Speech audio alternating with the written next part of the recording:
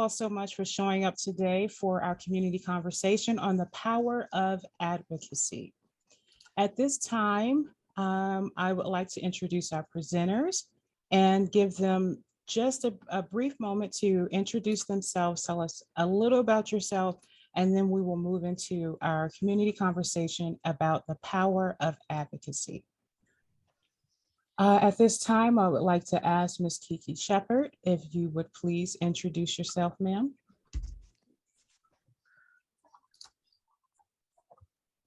You are muted, Ms. Shepherd. Absolutely. Can you hear me now? Yes, we can. You would think by now I would know to do that. I apologize. No Good morning, worries. everyone. So happy to see all of you. My name is Kiki Shepherd. I am the Executive Director and founder of the KIS Foundation in Los Angeles, California. We are a 501c3 nonprofit who believe in the mission of bringing joy and happiness to our sickle cell families. Our mission, of course, is to improve the social quality and health, social quality of life and health for children, families, and adults living and surviving with sickle cell disease on a daily basis. Because I come from the entertainment industry, my path to, and I also carry the sickle cell trait, because I come from the entertainment industry, my path in forming this foundation and serving the sickle cell community has always been to introduce sickle cell warriors to avenues in entertainment that they otherwise would not have an opportunity to experience. So I'm very happy to be amongst all of you because it does take a village to make everything work. So it's really great to see all of you this morning. And thank you so much for the invitation. Absolutely, absolutely. Thank you. Thank you so much. I would like to call Ms. Sharonda forward, who is also part of the consortium team as our host. And while you unmute, if you're ready. Yes, ma'am. Okay, would you like to call our next presenter? Well, I'm actually on this one here. Good morning, everyone. My name is Sharonda. Hi, Miss Shepherd. I got my lashes on, sis. Good morning, everyone. I am Sharonda Sykes. I am the Director of Operations here at the Sickle Cell Consortium, and I'm super excited to be a part of this conversation. The next person that we are having to come up, let's see if they are here. This is so exciting, guys. We have Dr. Simone. Dr. Simone, are you here? I am. I'm right here. Been with y'all all morning. Hi. My name is Simone Yuan. I'm a medical doctor with sickle cell disorder. I love to be called Dr. Simone because it was my dream to one day go to Africa and work and be paid in chickens. But anyway, long story short, I'm here. I've been doing advocacy more publicly since 2019. I've always treated sickle cell patients. I've always had my hub. But in late 2018, I wrote a book called A Doctor in a Patient's Body after becoming very physically disabled. And I have to differentiate that because I'm perfectly fine in my head. I had to stop working. I had to stop doing clinical work. So I decided to do advocacy work from there. I wrote a book, reintroduced myself to the community, and I've been here doing advocacy work. So happy to be here and happy to be a part of the conversation. Well, welcome, Awesome. welcome. And the next panel that we have here is Rebecca Severs. Hi, good afternoon. How's everybody doing? Great. Hello, good morning. Good morning, good afternoon. I'm Rebecca Severs. I'm the president of the Sickle Cell Association here in Louisville, Kentucky. I have advocated all my life for my children. I have 3 children with sickle cell disease, and then I have 2 grandchildren. I have a special needs adult child with autism. So I've always advocated for sickle cell and will continue to do that until God calls me upstairs. But I believe in, like Kevin Wake and I, we used to do some Empower sessions together. And this is something he says, and I have carried on. An educated patient is an empowered patient. So that's why I like to advocate, and I try to teach my my patients and anyone I come across on how to advocate for themselves. Thank you for that. And we appreciate you and your ability to advocate for not just your family, but the entire community. Yes. Thank you. And so now we have Donette Carroll. I'm not sure if Danette Carroll's still experiencing some technical difficulty. So maybe we can go to Miss Emma Andelson. All right. Hey everyone, my name is Hello. Emma. I'm the program manager at Sick Cells, and I am coming here with the lens of leading a lot of our government affairs efforts. I have a history of working in government affairs. Hey Kevin, hey Rebecca. It's great to see all of you, and I'm really excited to talk about just everything that's a possibility out there to do to raise the profile of sickle cell. Awesome. Thank you all so very much. Okay, so at this time, I would like to find out from our community, what is the main interest here in terms of advocacy? Are we talking legislative? Are we talking representing patients? We would love to hear from you. So please drop something in the chat, or you can unmute yourself. And while we wait on that, yes, Dominique. Well, for me, it's a little bit of both. I've always been interested in advocating at hospital level, patient level, especially when it comes to ER treatment. But then as I got more into advocating, I realized that, yes, I'm making a difference in the world, but in order to make a bigger difference to impact other warriors that are in other states that are not in my city where I've made the changes at the hospital, that I have to do it at a legislative point by going to Capitol Hill, speaking to the representatives and congressmen. So it's a little bit of both. I started out as just for patient, just telling a doctor, wait, you shouldn't treat a patient that way. And then realizing it needs to be more and to help other warriors. Awesome. Thank you so much, Dominique. And I'm seeing a lot in the chat here that representing patients is what's important. I would like to call up Ms. Francine Baker at this time. If you could unmute. Hello, everyone. So my name is Francine Baker, and I am the mother of two sickle cell young adult warriors, S beta thal. S beta thal. And I've been advocating ever since pretty much they were born. My oldest is 20, and he is followed 363 days later by his sister. And I have a recently turned 16-year-old who has the trait. My advocacy started, as I said, with when they were born, with me learning what sickle cell disease is. Of course, I knew like the basic of sickle cell disease, but like, what does that mean for me? What does that mean for my newborns? What does that mean for my husband and our lives moving forward? And from teaching myself, I then taught them, I taught my friends, I taught my family, taught the schools, and the list goes on. And so now I am in a space where I am able to advocate on a more legislative level as the president of the Maryland Public Health Association. And so, you know, Dominique mentions that, you know, making sure that patients are getting the care that they need while they are in the hospital.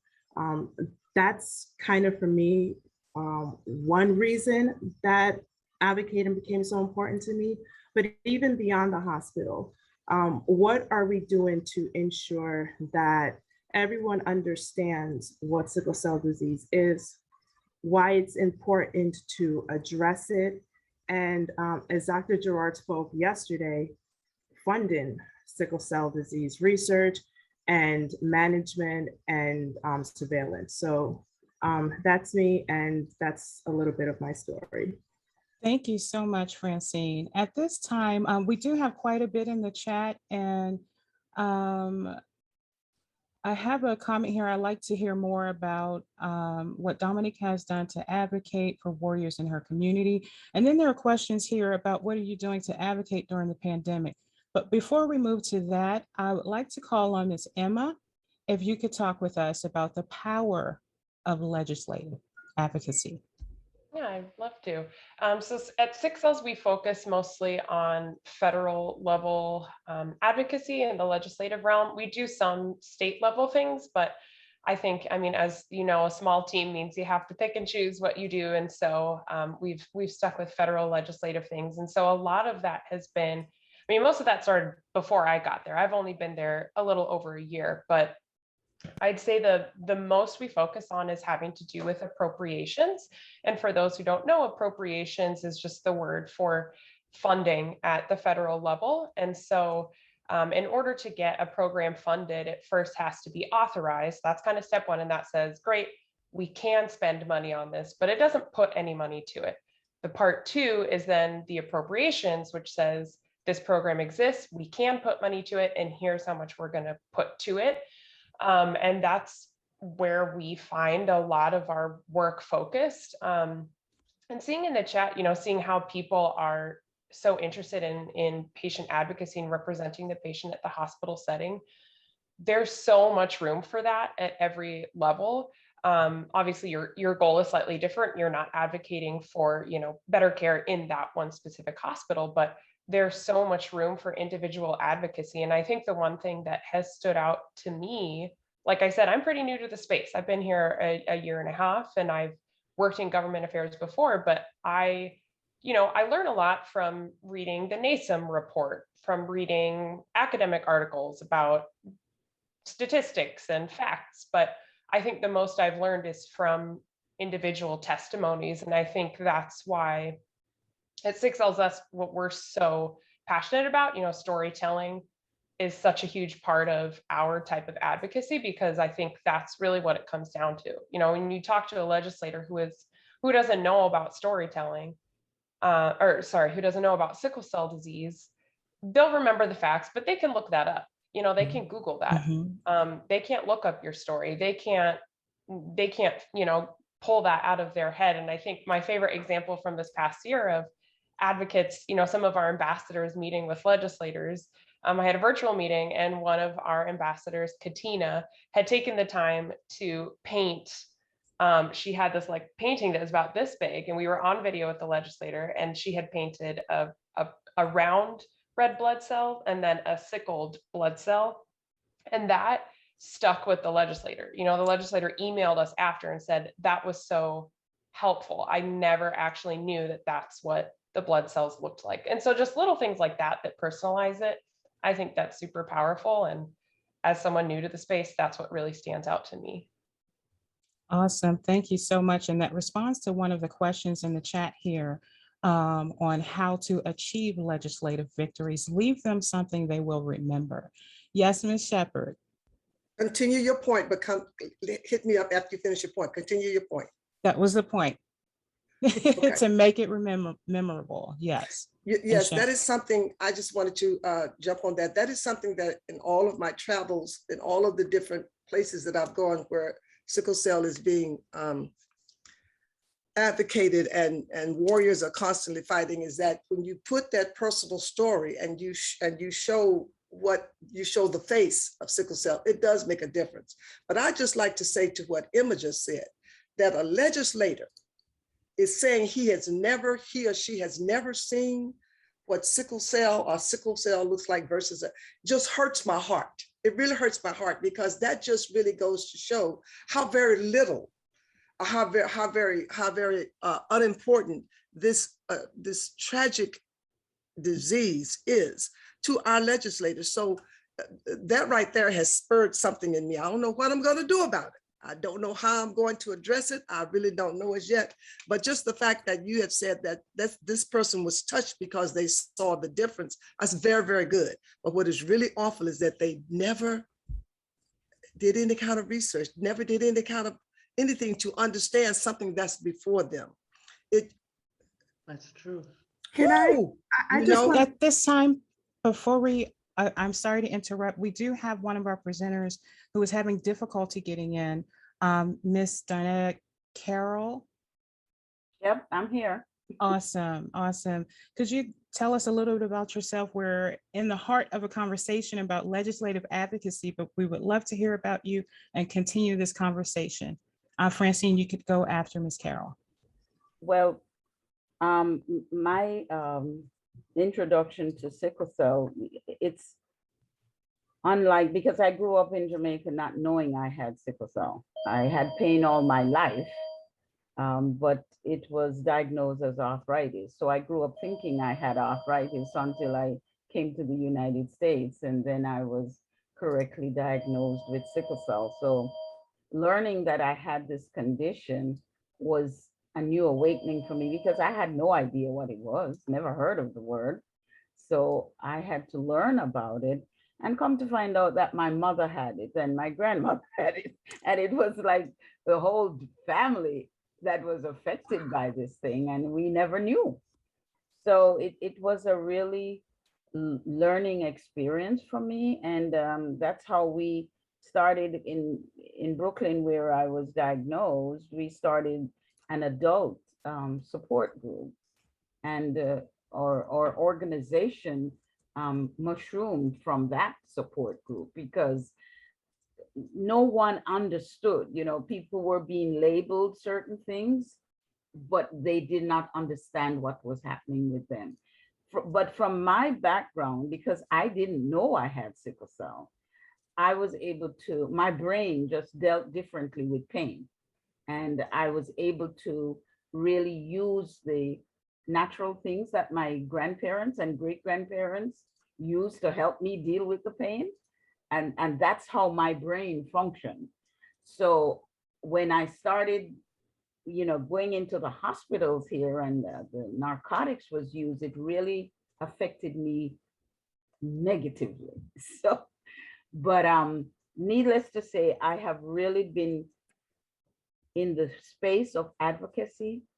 And to what Emma says, telling your story is so important, because we met not too long ago, our group met with Congressman Nedler, and we don't know what other people are experiencing.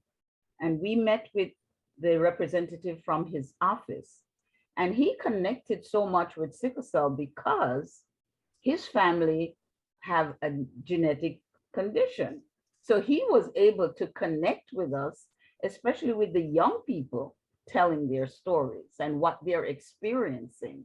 He was so empathetic and compassionate. It just blew my mind. But it's all about telling the story, Yes. How you frame the story. So we need to help our young people to be able to frame their stories in a way that it touches the emotion. Absolutely, absolutely. Thank you so much, Ms. Carroll. Francine, would you unmute, please? And share what you shared in the chat. Yeah, so going back to what Ms. Shepherd was saying, I understand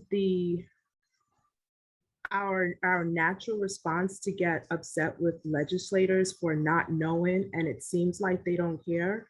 But honestly, our own people don't know what sickle cell disease is. I went to an HBCU, oh my gosh. And I was talking to them about sickle cell disease, and they were like, what? I'm like, how are you Black? Which one? Sickle cell diseases. Like, have you been living under a rock for your entire life? Which one, Francine? Which one, Francine? Which one? University of the District of Columbia. Okay, that's going to be fixed. Exactly. So I'm like, Yolanda, I'm looking at your face, and that was the look on my face. So I'm like, so part of the problem is the education and the awareness is not where it's supposed to be. And it's not just on a legislative level, it's on a community level. So it's really incumbent upon us to make sure that we do our part to educate and to inform and to, honestly, we can't, I mean, we definitely need to make sure HBCUs know that they need to know what their status is, but we also need to go into all universities and go into high schools and let folks know what sickle cell disease is, what the trait is, and what all this means. That's I want that's to. I want to. absolutely correct. That is absolutely correct. I'm sorry to cut you off, but you mentioned about going into the schools. And what I've found is a lot of the health room techs are outsourced. That whole part of the school is outsourced. And so what we need to do is to connect with them and then connect with the counselors, because the counselors in the schools are the source of resource. And as soon as we can convince the Board of Education to allow these things, materials, to be released in the schools and shared openly with the families, I think we will see a difference.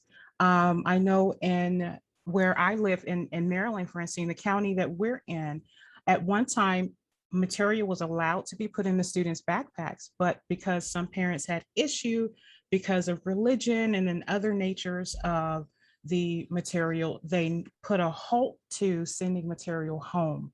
So that avenue had stopped. So we as a community have to come up with a way to get this information to the health system of where our nurse technicians are provided to the school system. We need to reach the Board of Education. A lot of us have networking opportunities and may not realize it. People that we know, that we see in our different environments. We have a couple of hands raised. This is a good conversation. I want to interject real quick that yes, ma'am. The consortium, if you got your boxes, we actually have a sickle cell and policy book in there as well.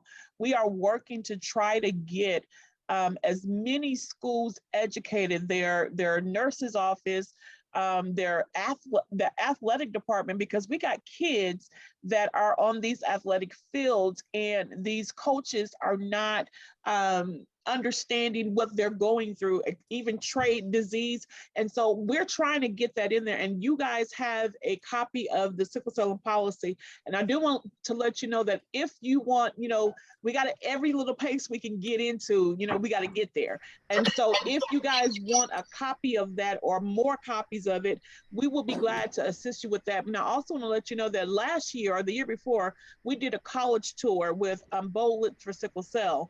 And we sponsored their college tour where they went to Black colleges, predominantly Black colleges, to educate them. And they were there. It was very shocking of the number of how many people knew and, what their statuses was. And so Dr. Tamia Austin, Bo Lips for Sickle Cell, Kara's Promise, they all got together with the Sickle Cell Consortium and they did a college tour. So I put in the chat that I think this is something that we can actually partner with and really get into these schools. So that's my interjection. But Londa, you have a lot of questions, a lot of hands raised.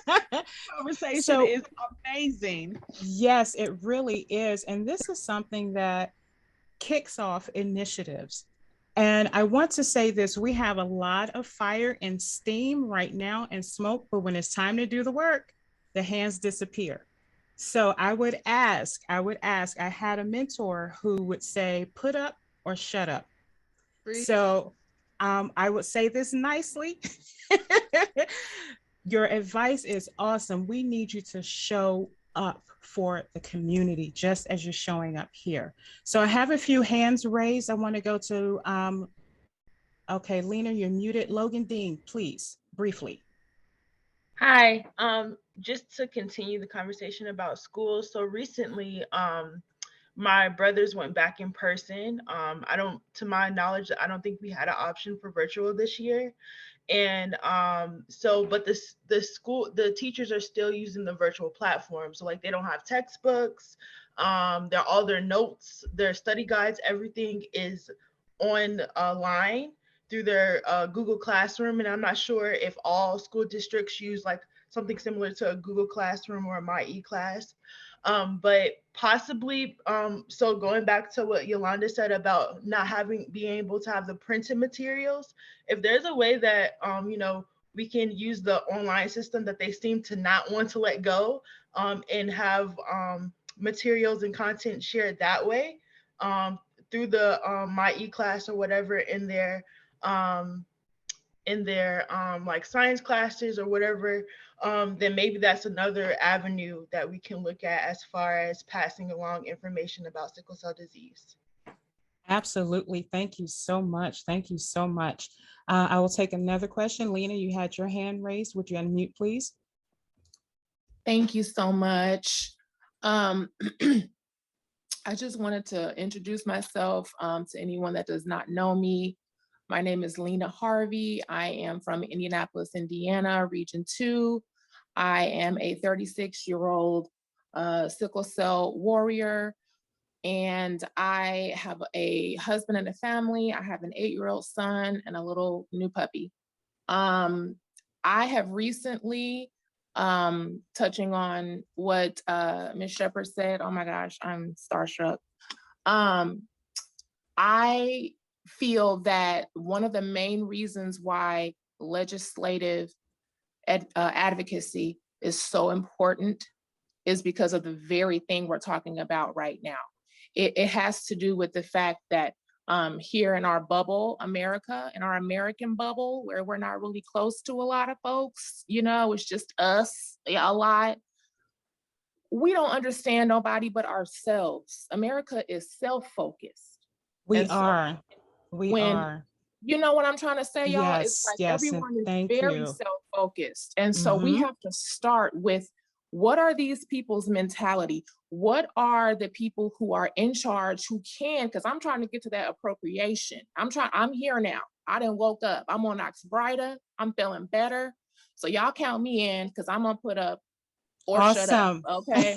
But this is what I'm saying. We have to make sure that the brand of sickle cell is pushed upward and outward, because people don't want to know about it, especially in the Black community, like the young lady was saying about the HBCU. I feel your frustration. When a person listens to the word sickle, let's just start there, right? A lot of children don't even know what that is. Yes, yes. And I'm going to ask you, Lena, to wrap it up in a nutshell for me, so that we have to do home. We have to teach our children about themselves. We have to teach them to be their own advocate, every single one of us. And then when we have the strength and the numbers like we're doing now, we have to band together and take it to the House. We have to go to Washington, D.C. There is no other way to get what we need, especially for everybody. Yes. And does everyone know about the Advocacy Day for sickle cell disease? There's an Advocacy Day that happens in the spring every year that is sponsored by the Sickle Cell Disease Association of America. If you're not involved, get involved. It's very, very, very important for your representatives to see your face. Yes, Ms. Shepherd, you're muted. Yes, I'm so sorry. Okay, I'm going to try to be brief. I'm going to try to be concise, and everything that you all are saying is very true. I still believe that's one reason why I started my foundation. When celebrities speak, people pause to listen, simply because they're celebrities. I'm talking about athletes, DJs, actors, musicians. I don't care what if you are in the limelight. Well, let's just say celebrity means somebody that has visibility on them. When people who have celebrities speak, people will just pause to listen.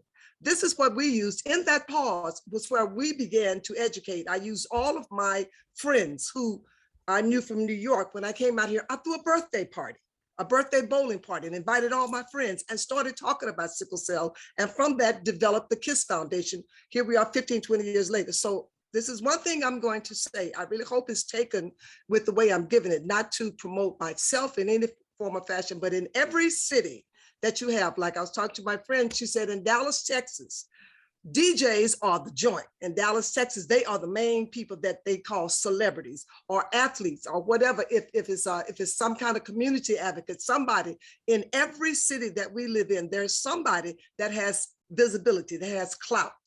We can band together all we want to, but if we don't have something that makes those people that we want to hear us listen, they're going to just shuffle it off to the side again and shuffle it on off to the side. Yeah, we're going to get to you. Yeah, we're going to get to you. So in the course of finding this is something I saw. I'm just going to read it quickly. Something I saw with another event I went to. It said, uncomfortable moments lead to awareness, which leads to education, which leads to funding, which can lead to a cure. If we don't make people uncomfortable to where they have to, just like the Black Lives Matter movement made so many people uncomfortable, the sickle cell community has to find a way to make people say, we got to deal with this. We got to deal with this, because if we don't, this is going to happen. I just wanted to throw that out there. In every city where you live, in every city where you live, find somebody that is sympathetic to the path, to the plight of the sickle cell community, and engage them. Go to these schools. I used my children because I did have a little celebrity, I will admit it. Every school my children went to, we had a sickle cell course with every class, one day in Sickle Cell Awareness Month. And from that, other things came. We have to start small sometimes, but people, use somebody that you know that can make a difference to these people, that can make a difference for us. Absolutely. Thank you so much, Ms. Shepherd. You're welcome. Logan, and call me if you need me. Call me. I know I was on TV 20 years ago, but your mamas and daddies remember me if you don't. Can I say something to that? We remember you. Just a moment, Latoya, Dr. Simone was waiting, and I have Shamanica as well. So if you could hold just a moment. I sure can. Dr. Simone, then Shamanica. Thank you. I just wanted to talk a little bit about health advocacy. And I had a friend that had a bad outcome last year. And from that, my belly was on fire. I had advocated for random people in the community, but this was kind of like the straw that broke the camel's back. She lost her womb when she shouldn't have. All kinds of stuff happened. And I was so upset, but my husband kept sitting there looking at me smiling. And I asked him, I said, why are you smiling? And he said, because I know you're going to do something about it. And that's exactly what happened. So basically, I came up with a 12-week course where I am teaching volunteers from the sickle cell community how to advocate with the NIH guidelines, with the ASH guidelines, with things that I've learned as I practiced on myself and as I taught, as I helped other sickle cell patients. And we can change this. Like, we're based, after 12 weeks, I give you a certificate of completion and certify you as a medical advocate, and teach you how to interact with the healthcare system in a positive way so that we can get the help we need. I mean, there's a lot of power there. I came from that structure, okay? I was trained at Stanford University. I know the structure very well. I can speak medicalese. And I break it down so that you guys can learn, so that we can then represent ourselves. And I look forward to be able to training you with that. Awesome. Thank you so much, Dr. Simone. Is that information for your course provided in your profile or somewhere in Whova connected to you? So the community can access. I can put it in the chat. Thank you so much. Okay. Shamanica, would you unmute, please? And briefly share with us. Hey everybody. So I'm Shamanica Wiggins. Most of you all know me. I have sickle cell. I work for the consortium and I do advocacy full time. As my career in advocacy has progressed and grown and I've gotten bigger and better opportunities, I've learned that one of the best ways to get through to people is you share your story. I love what Kiki said like, you got to make them uncomfortable. We got to share our ugly truths, but we also got to do it in a way to where we're not coming off as hostile, because I've witnessed some advocates or some people with sickle cell that show up to an advocacy event and their delivery is all like just yelling and hostile, and no one listens to that. But if you can find a way to connect with them and share your story, it's very easy to be calm but still make people uncomfortable. It's very easy to share our ugly truth, share the racism that we've encountered, the stigma, the biases, and everything that we've encountered, to make people realize, like, it is that bad. Sharonda mentioned the college tour. I was still a part of BOLIPS when we did that. And as Logan said, so many students there had no clue what trait was, what sickle cell was. And we were able to share that. But by sharing our truths and sharing the things we've been through as sickle cell patients, but them seeing how strong we were, how positive we were, that really like lit a fire in them. We got I think about 70 people to join and be the match registry just from listening to us talk about sickle cell and why we need these people as donors. We got most of the students there to get tested for sickle cell trait. And also, I've also learned, like, again, Kiki said, if you know somebody that's big, use them. Dr. Brett, that we all heard yesterday, has been in my life since 3rd grade. And I was so happy that I was able to connect him with the sickle cell community. I'm so happy that my life has impacted him since I was a little 3rd grade girl, that made him want to do for sickle cell. And so if y'all know people like that, I know people with sickle cell that work at the hospitals, in hospitals. Yes. If you make a connection with a big doctor there, use that doctor and talk and get that doctor to start a class. And just use whatever avenue that you're in. As y'all know, I'm a mommy. I have a daughter, Shanice. I saw your question. I have not had the baby yet. I still got another week to go. Yeah. But my daughter, I am the president of the PTO at her school, the parent teacher organization. Every career day, I speak about sickle cell advocacy as my career.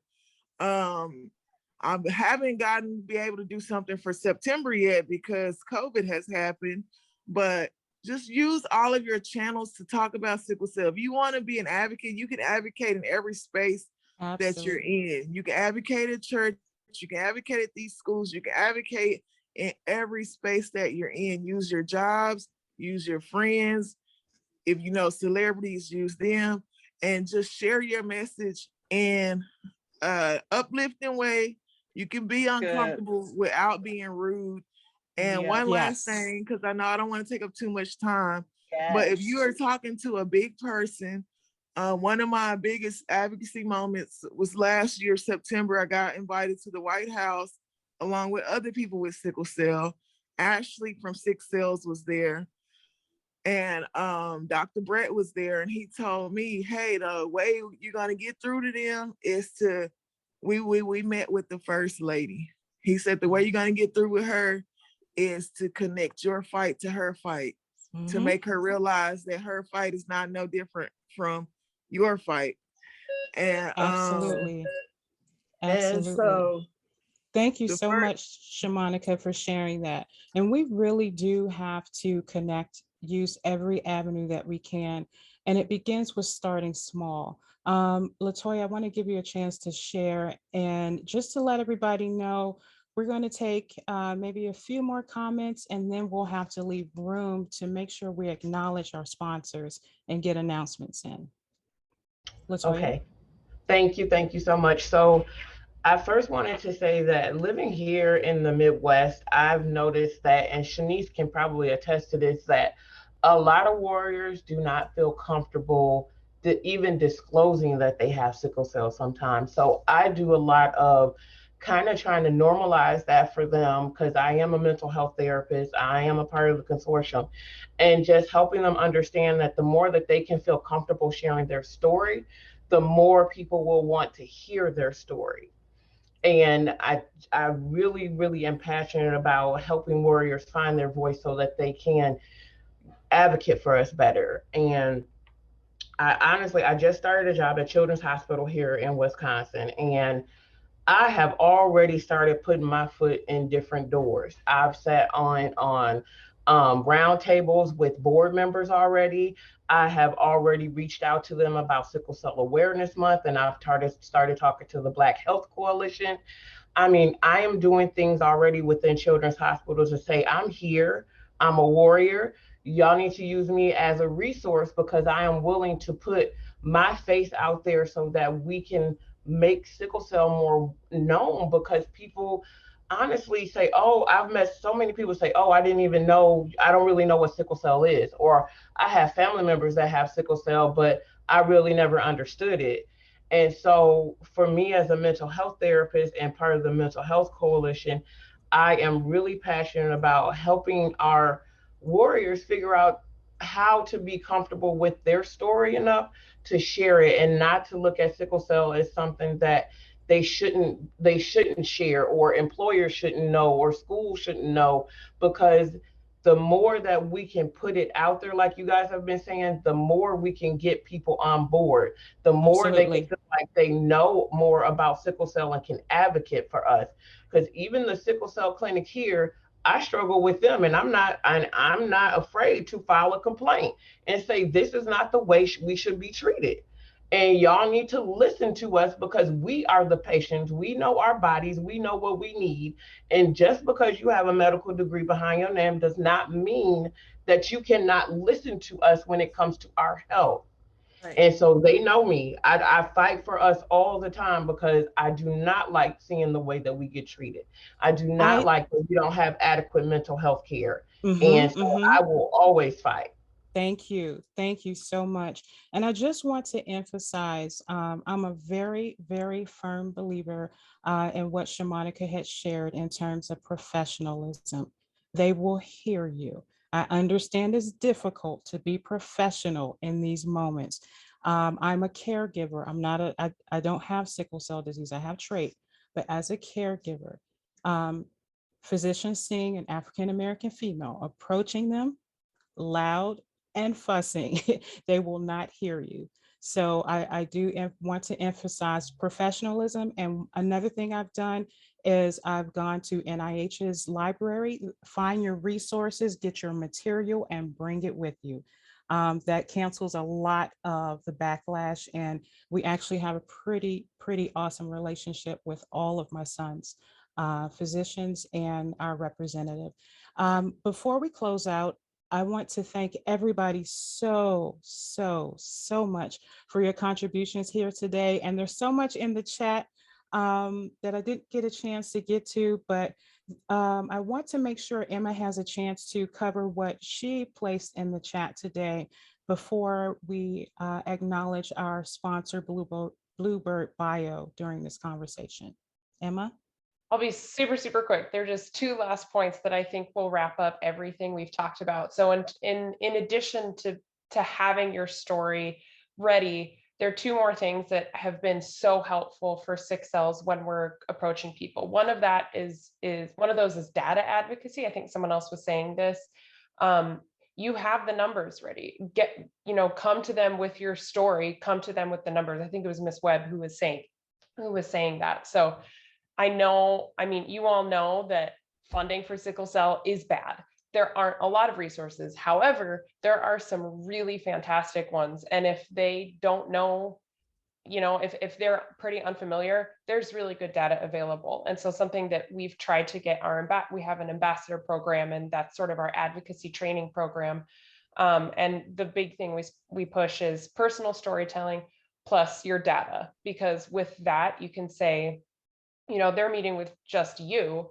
And so it's easy for someone to say, oh, well, it just happened this once. It didn't. You come to them with your story and say, it's not just me.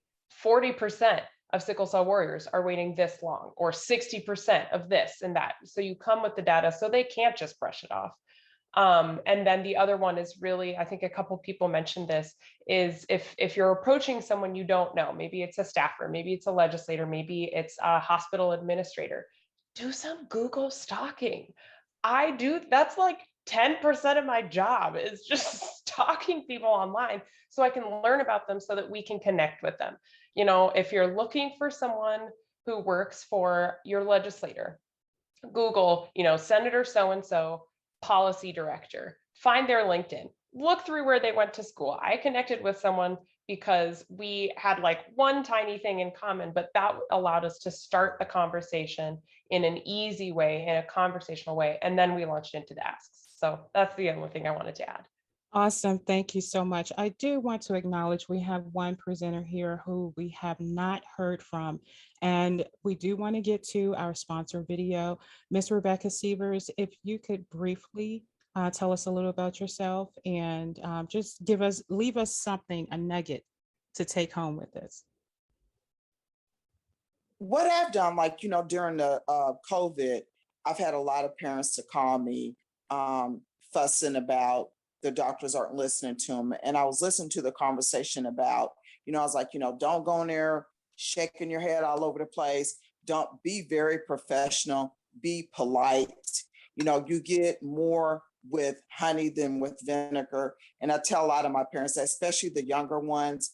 And I had one, she came over to my house and I was in tears because she's like, because she, oh Lord, she was a piece of work, but she was really a sweet girl, at least with me. But I know the other doctors would complain about her. And when she came over here and told me, thank you about being manable, even dressed for success. Because some of the things she was wearing, and I loved her little clothes. I wish I could wear them. But I was like, when you're going to the doctor's office, we want to dress for success. They want to look at you and be, hey, she's about business. Don't have that little rag on your head or the scarf. Dress for success. And she said it did change her around a lot. So, awesome. And you're the biggest advocate. I tell them all the time, I can advocate for you. I have no problem. But you know your child better than me. You're with your child 24 hours a day. I'm not. So learn to advocate. I have some pointers for you, but you're the biggest advocate because you're always with them. Awesome. Thank you so much, Ms. Sievers. Thank you.